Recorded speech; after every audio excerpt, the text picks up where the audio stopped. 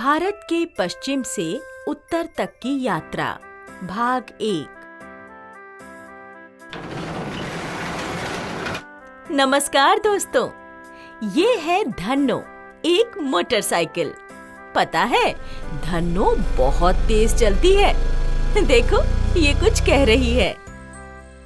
देखो ना, शहरों में कितना ट्रैफिक है, कितनी भीड़ है। ना तो मैं रफ्तार पकड़ सकती हूँ, ना ही कोई रोमांच है। कितना शोर है यहाँ। बहुत दिनों से मेरे सवार शंकर के मन में यहाँ मुंबई से जम्मू कश्मीर तक जाने का विचार है।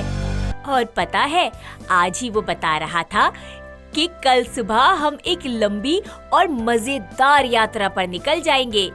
भाई, मैं तो बहुत उत्साहित हूँ। क्या आप भी शंकर और धन्नो के साथ इस रोमांचक यात्रा पर चलेंगे? याद रखना दोस्तों, हमें इतनी लंबी यात्रा के लिए कुछ अलग सी तैयारी करनी होगी। अब शंकर और धन्नो सारा सामान बांधेंगे और तब तक आप लोग बाइकिंग अभियान के लिए जरूरी सूची बना लीजिए। आइए मेरे साथ। इस कहानी के उद्देश्य हैं: क. सड़क यात्रा का अनुभव, ख. भारत के कई पश्चिमी क्षेत्रों की जानकारी, ग. भारत के सबसे ऊंचे राज्य लेह की जानकारी।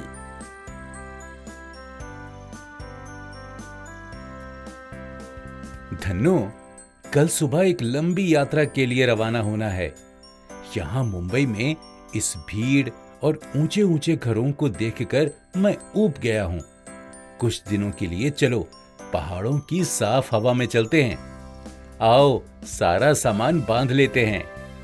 यह रही मेरी लिस्ट। चलो, मैं जल्दी से सारे सामान का निरीक्षण कर लेता हूँ। हाँ शंकर, चलो तैयारी कर लेते हैं। तो बताओ, लिस्ट में क्या क्या है? एक टेंट, स्लीपिंग बैग, गरम कपड़े और कुछ खाना जो कुछ दिनों तक ताजा रहे। अरे हाँ, सबसे ज्यादा जरूरी चीज, मेरा कैमरा। मैं हमारे इस सफर की यादों को कैमरा में कैद करके लाऊंगा। दोस्तों, क्या आप भी कभी ऐसी किसी सड़क यात्रा पे गए हैं? अरे शंकर, तुमने अपने लिए तो खाना रख लिया, पर मेरी पेट पूजा का क्या होगा? मैं क्या खाऊंगी? हाँ धन्नो, मैं कैसे भूल सकता हूँ। यह देखो, पेट्रोल के डब्बे तुम्हारी भूख मिटाने के लिए। हाँ, और अगर ये खत्म हो गया तो रास्ते में पेट्रोल पंप से भरवा लेंगे। बहुत लंबा सफर है मुंबई से जम्मू कश्मीर तक का। और पता है, मैंने भी गर्म कपड़े रख लिए हैं। बहुत ठंड होगी जम्मू कश्मीर में। शंकर, तुमने भारत का नक्शा रख लिया? तो बताओ फिर कि हम कौन-कौन से राज्यों से गुजरेंगे? अच्छा याद दिलाया धन्नो, भारत का नक्शा भी रख लेते हैं। यह देखो, हम यहाँ हैं मुंबई में और हम गुजरात, राजस्थान से होते हुए दिल्ली पहुंचेंगे। फिर वहां से हम हिमाचल प्रदेश से होते हुए जम्मू कश्मीर पहुंचेंगे। अरे वाह, इतने सारे राज्यों से होते हुए पहुंचेंगे कश्मीर। और गुजरात तो महात्मा गांधी जी का जन्म स्थल है, तथा राजस्थान तो कितना रंग बिरंगा प्रदेश है। और दिल्ली की तो क्या कहने, हमारे देश की राजधानी है। क्या मैंने ठीक बताया शंकर? हाँ धन्नो, तुम तो बड़ी होशियार हो। धन्यवाद शंकर, मैं तो बहुत उतावली हो रही हूँ। चलो, अब मैं सोने जा रही हूँ। मैंने नक्शे में देखा कि मुंबई से दिल्ली का सफर 1400 किलोमीटर का है। तुम भी सो जाओ शंकर, कल सुबह मिलते हैं। शुभ रात्रि। शंकर और धन्नो सो जाते हैं। अगली सुबह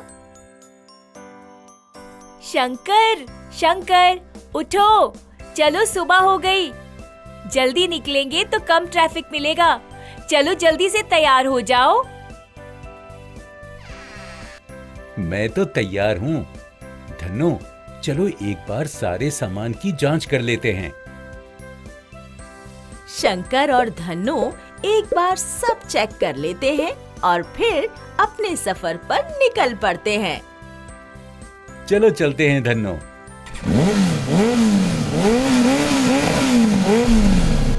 शंकर और धन्नो मुंबई से गुजरात पहुँचे। वहाँ उन्होंने एक दिन विश्राम किया। धन्नो, कितना सुंदर राज्य है गुजरात। यहाँ की राजधानी गांधीनगर है।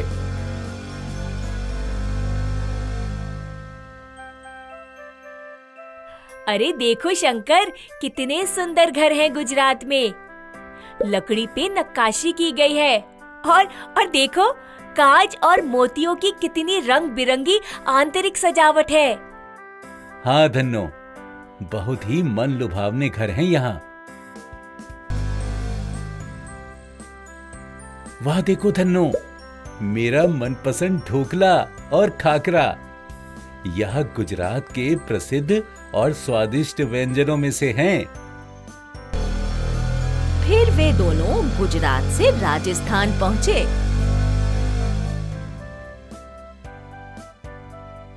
देखो धन्नो, राजस्थान में पहुंचते ही लगता है जैसे राजा महाराजाओं के नगर में पहुंच गए हैं। कितनी ऐतिहासिक भूमि है। हाँ, और शंकर, राजस्थान की राजधानी जयपुर है ना? हाँ धन्नो, जयपुर है। जयपुर पिंक सिटी के नाम से भी प्रसिद्ध है। यहाँ के अधिकतर घर गुलाबी रंग के होते हैं। राजस्थान का इतिहास बहुत महान है और यहाँ की प्राकृतिक सुंदरता भी देखने योग्य है। यहाँ की झीलें, महल और दुर्ग पूरी दुनिया में प्रसिद्ध हैं। धन्नो और शंकर ने वहाँ से रंग बिरंगी कठपुतलियाँ खरीदी और रात को वहीं रुके।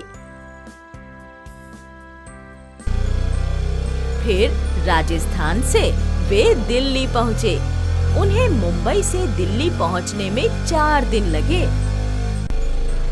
दिल्ली कितना प्राचीन शहर है और यहाँ कितने सारे दर्शनीय स्थल हैं, जैसे कि लाल किला, कुतुब मीनार और इंडिया गेट।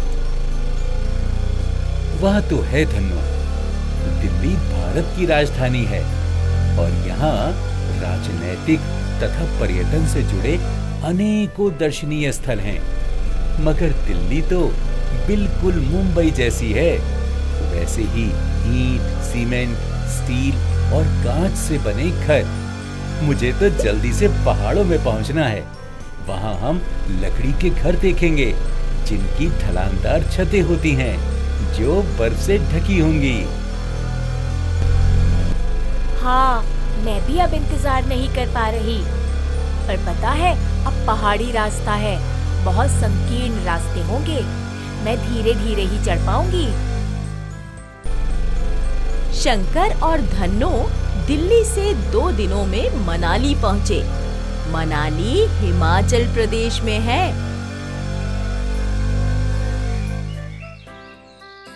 वाह, आखिर अब मैं साफ और ताजा हवा में सांस ले सकता हूँ।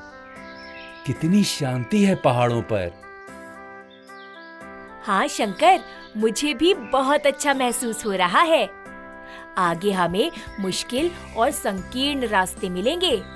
और पता है, जम्मू कश्मीर और वहाँ से आगे लेह और लद्दाख पहुँचने के लिए रास्ते बहुत कठिन हैं।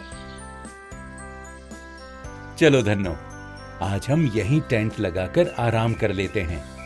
कल सुबह लेह के लिए निकलेंगे।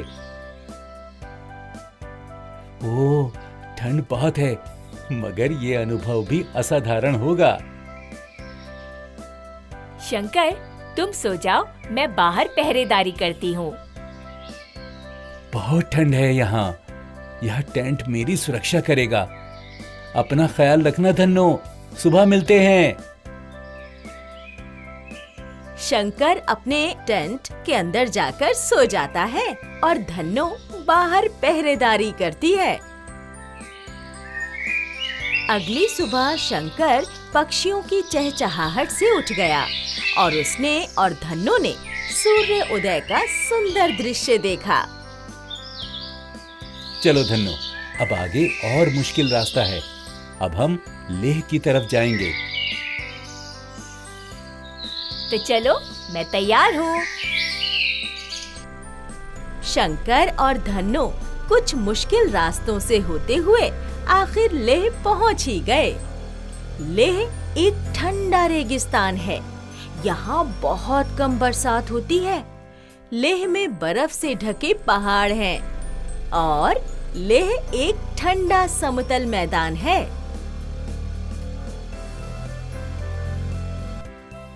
देखो धन्नो, हम लेह पहुंच गए। यहाँ कितनी ठंड है। मैंने पहले कभी ऐसा भौगोलिक क्षेत्र नहीं देखा। यह एक ठंडा रेगिस्तान है। हाँ शंकर, बहुत अनोखा है लेह। राजस्थान एक गर्म रेगिस्तान था और लेह एक ठंडा रेगिस्तान है। लेह को दुनिया की छत कहा जाता है क्योंकि यह समुद्र से 3500 मीटर की ऊंचाई पे है। लेह में बौद्ध मठ हैं और उसकी ऊंचाई की वजह से अनेक ट्रैकिंग स्थल भी हैं। देखो धन्नो, कितनी शांति है यहाँ। और देखो, यहाँ के घर कितने सुंदर हैं और ये सारे घर सफेद रंग के हैं। अरे शंकर, ये देखो, रुई जैसे बादल हमारे कितने पास हैं। अब मैं धीरे धीरे चलती हूँ ताकि हम रास्ते में लेह की खूबसूरती का आनंद तो उठाएं। रास्ते में धन्नो और शंकर को कई बौद्ध भिक्षु दिखते हैं। झूले झूले। अरे देखो शंकर, लगता है ये लोग हमसे कुछ कहना चाहते हैं। हाँ धन्नो, चलो हम रुककर इनसे बातचीत करते हैं। शायद यह हमें कुछ कहना चाहते हैं। नमस्ते, कैसे हैं आप सब? मेरा नाम शंकर है और यह है मेरी मोटर बाइक धन्नो। बौद्ध भिक्षु शंकर और धन्नो को देखकर मुस्कुराते हैं और उनका स्वागत करते हैं। उनमें से एक बौद्ध भिक्षु, जो कि एक छोटा बच्चा था, शंकर और धन्नो को अपने घर ले जाना चाहता था। नमस्ते, क्या नाम है तुम्हारा? मेरा नाम समीर है। जुले जुले। क्या तुम तेज चलती हो धन्नो? क्या मैं तुम्हारे ऊपर बैठ सकता हूँ? हाँ समीर, आओ मैं तुम्हारी मदद करता हूँ। शंकर समीर की मदद करता है और उसे धन्नो पर सवारी करवाता है। कैसा लगा समीर? बहुत मजेदार था ये अनुभव। आप दोनों कहाँ से आए हैं? यहाँ के नहीं लगते। समीर, हम मुंबई से आए हैं। अच्छा, मुंबई? मुंबई कहाँ है? यह देखो समीर, यह है मुंबई और यह लेह है। हम मुंबई से लेह आए हैं। अच्छा, ये तो बहुत दूर है। समीर, ये बताओ कि तुम इतनी ठंड में कैसे रहते हो? मैं तो जम रही हूँ बर्फ की तरह। लेह राज्य में न्यूनतम तापमान -30 डिग्री हो जाता है। हाँ, लेह में बहुत ठंड है। मुझे तो आदत है। पहले आप लोग मेरे घर चलिए, वहाँ कुछ जलपान कर लीजिए, फिर मैं आप दोनों को लेह घूमने ले चलूंगा।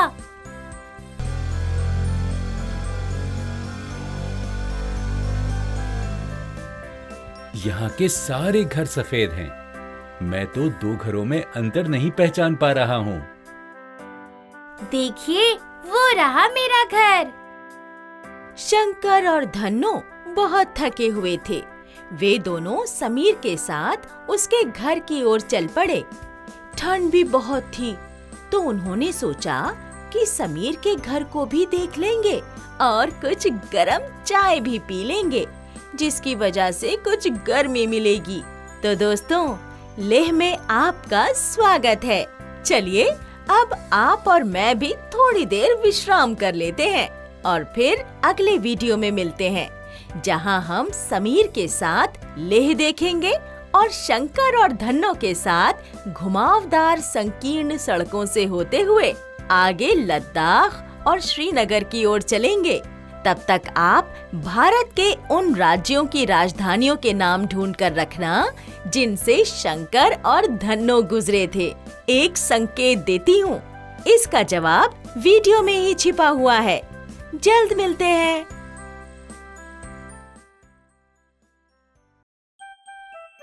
भारत के पश्चिम से उत्तर तक की यात्रा भाग 2। इस कहानी के उद्देश्य हैं: क. लेह के घरों की बनावट की जानकारी। ख. लेह से और ऊपर चंगथोंग का सफर। ग. श्रीनगर के सुंदर घरों की जानकारी।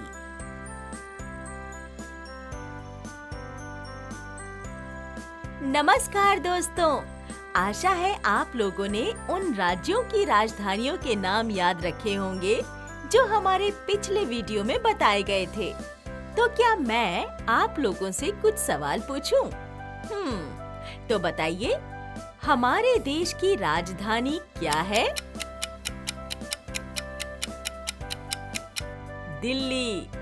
अच्छा बताइए, राजस्थान की राजधानी क्या है? याद है आपको? धन्नो और शंकर ने वहाँ से रंग बिरंगी कठपुतलियाँ खरीदी थी।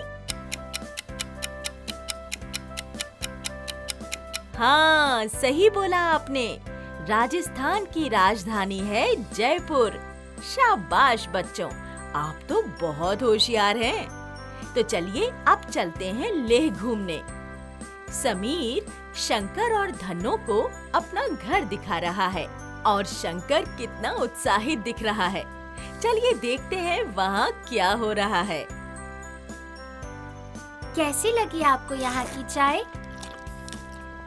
बहुत ही अच्छी चाय है यह समीर। इतनी ठंड में तो बिल्कुल उत्तम। धन्यवाद। आइए, मैं आपको अपना घर दिखाता हूँ। हाँ समीर, चलो। समीर का घर 2 मंजिला था। उसका घर ईंटों से बना था और उन पर मिट्टी और चूना लगाया गया था। समीर के घर में बहुत सारी सूखी घास रखी हुई थी।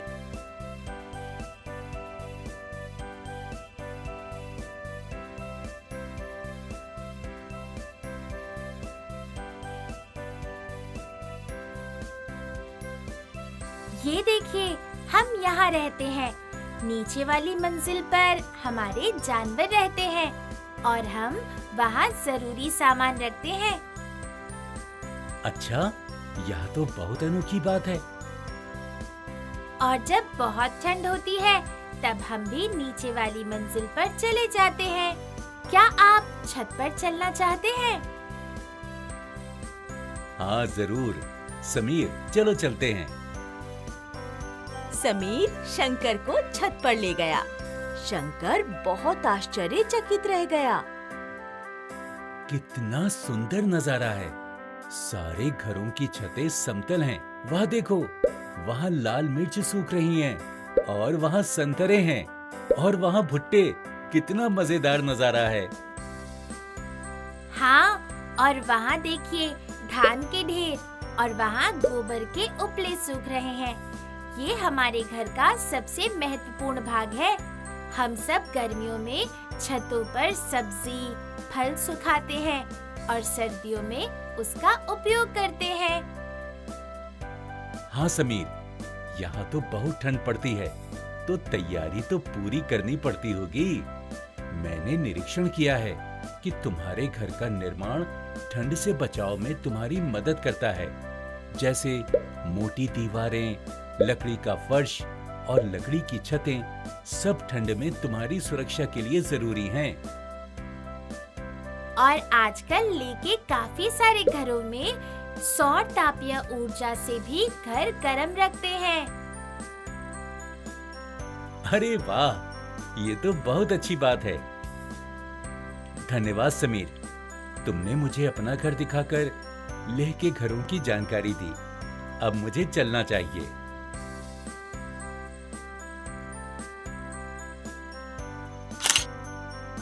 शंकर, कैसा लगा तुम्हें लेह का खूबसूरत घर? समीर का घर बहुत सुंदर है धन्नो। मैं तुम्हें तस्वीरें दिखाऊंगा। अब हमें चलना चाहिए। धन्यवाद समीर, तुम भी कभी मुंबई आना। शंकर समीर के घर से निकलता है और अब धन्नो पे सवार होकर वो और ऊंचाई के क्षेत्र पर चढ़ने की तैयारी करता है। अब आगे का रास्ता और घुमावदार और संकीर्ण होगा। कहीं-कहीं तो रास्ते ना के बराबर होंगे। चलिए अब और ऊपर चलते हैं। अरे शंकर देखो, यहाँ तो रास्ता और भी संकीर्ण है। कहीं-कहीं तो सड़क ही नहीं है। हाँ धन्नो, मुझे तो सांस लेने में कठिनाई हो रही है। याद है ना, हमने पढ़ा था कि पहाड़ों पर ऑक्सीजन की मात्रा कम होने की वजह से ऐसा होता है। यह वायुमंडलीय घनत्व और दबाव के कारण होता है। हाँ शंकर, याद है। यहाँ के लोगों को काफी कठिनाई का सामना करना पड़ता है।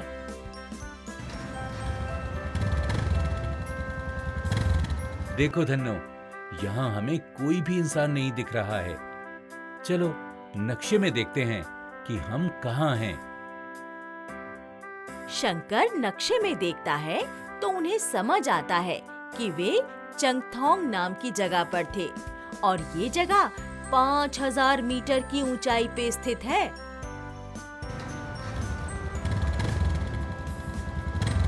वहाँ देखो धन्नो, कितनी सुंदर और साफ झीलें हैं और आसमान कितना नीला है।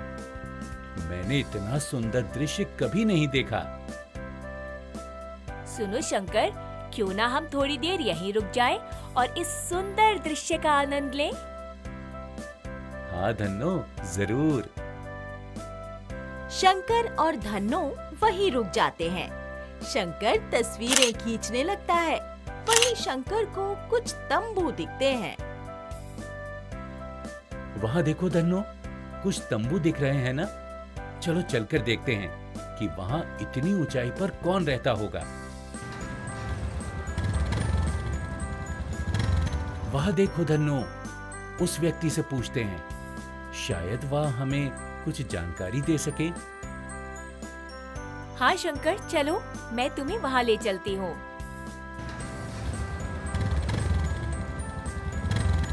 नमस्ते, मेरा नाम शंकर है। मैं मुंबई से आया हूँ। क्या आप यहाँ रहते हैं?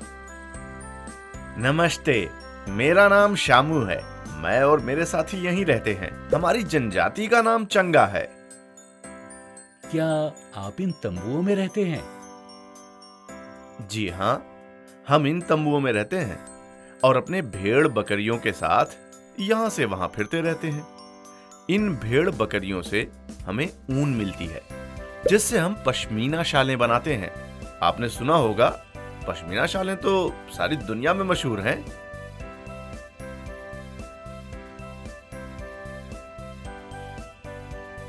अरे वाह, ये तो बड़ी मजेदार बात है। पश्मीना शॉल तो बहुत गर्म होती हैं। आज मैंने उन बकरियों को भी देख लिया जो उन प्रसिद्ध पश्मीना शॉलों को बनाने के लिए ऊन देती हैं। आइए, आप मेरे घर चलिए। शंकर धन्नो को शामू के तंबू के बाहर पार्क कर देता है और वो शामू के साथ उसके तंबू के अंदर चला जाता है। हमारे इस तंबू को रीबो कहते हैं। यह याक के बालों से बनता है और हमें गर्मी प्रदान करता है। शामू, आप तो बहुत मुश्किल परिस्थितियों में रहते हैं।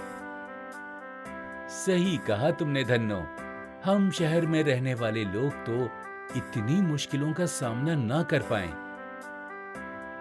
शामू, इस जगह को क्या कहते हैं जहां ये जानवर रहते हैं? इसको हम लेखा कहते हैं। हर जानवर पर एक निशान होता है। हर परिवार एक अलग निशान बनाता है और घर की लड़कियां और औरतें इन भेड़ और बकरियों की गिनती करती हैं। ओह, लगता है कि ये जानवर आपके जीवन का महत्वपूर्ण हिस्सा है। जी हाँ, सही कहा आपने। आप कुछ दिन हमारे साथ रह के देखिए, आप लोगों को भी इनसे प्यार हो जाएगा।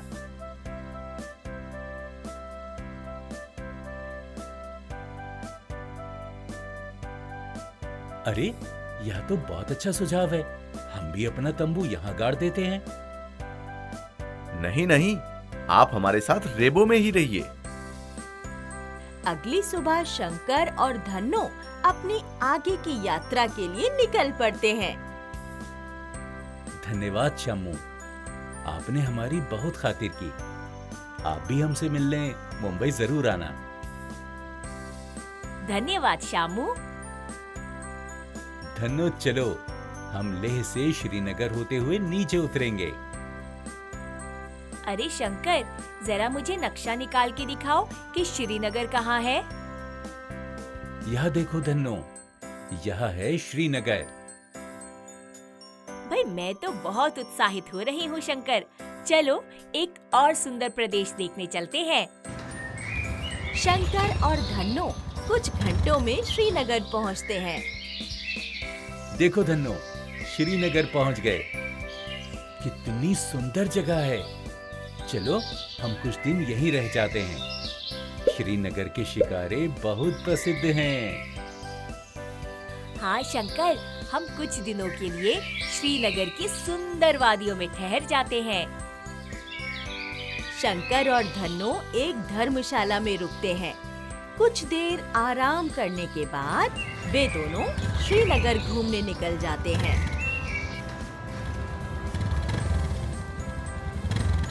धन्नो, आओ वहाँ उन लोगों से कुछ जानकारी हासिल करते हैं। नमस्ते, मेरा नाम शंकर है। मैं मुंबई से आया हूँ। मुझे श्रीनगर के इन सुंदर घरों के बारे में कुछ जानकारी चाहिए। क्या आप मुझे कुछ बता सकते हैं? सलाम भाई, मेरा नाम शकील है। मैं एक यात्रा दिग्दर्शक हूँ। आइए, मैं आपको श्रीनगर के घरों के बारे में जानकारी देता हूँ।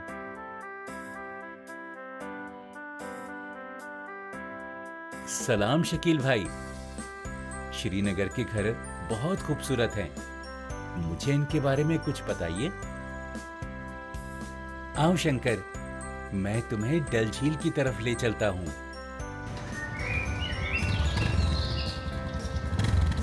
वाह, कितना सुंदर नजारा है। अरे, यह मोटर बाइक तो बोलती है। हाँ शकील भाई, इसका नाम धन्नो है। यह मेरे सफर में मेरा बहुत साथ देती है। सलाम धन्नो।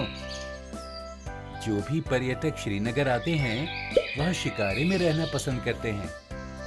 वह देखिए, वह है डोंगा। यह भी शिकारे जैसी होती हैं। कितनी सुंदर नक्काशी है इन शिकारों की छतों पर। इसे खतबंद कहते हैं। यह एक पहेली की तरह है। यहाँ के घर पत्थर, लकड़ी और ईंटों से बने होते हैं। इनकी खिड़कियों और दरवाजों में मेहराब होते हैं। कई खिड़कियों को डाब कहते हैं, जो थोड़ी बाहर की तरफ निकली हुई होती हैं। सारे घर यहाँ के मौसम के अनुसार बने होते हैं। वाह, क्या बात है। मैं बहुत सारी तस्वीरें खींच लेता हूँ।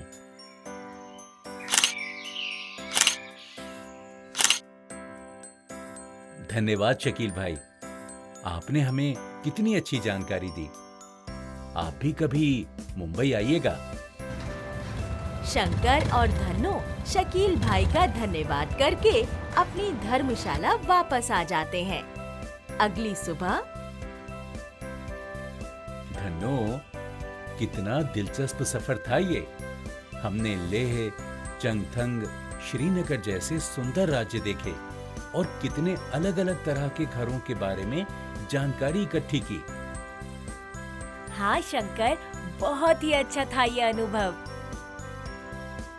मैंने अपने कैमरे में यह सारी यादें बंद कर ली हैं। चलो अब मुंबई चलते हैं। मैं तैयार हूँ शंकर, चलो। शंकर और धन्नो श्रीनगर से मुंबई के लिए निकल जाते हैं। उनको अब मुंबई पहुंचने में कई हफ्ते लगेंगे। तो दोस्तों, आशा है आपको लेह और श्रीनगर के इस सफर में आनंद आया होगा। यहाँ के अलग तरह के घरों की जानकारी को याद रखना और ध्यान रखना कि पहाड़ों के लोगों को ठंडे मौसम की वजह से कितनी मुश्किलों का सामना करना पड़ता है।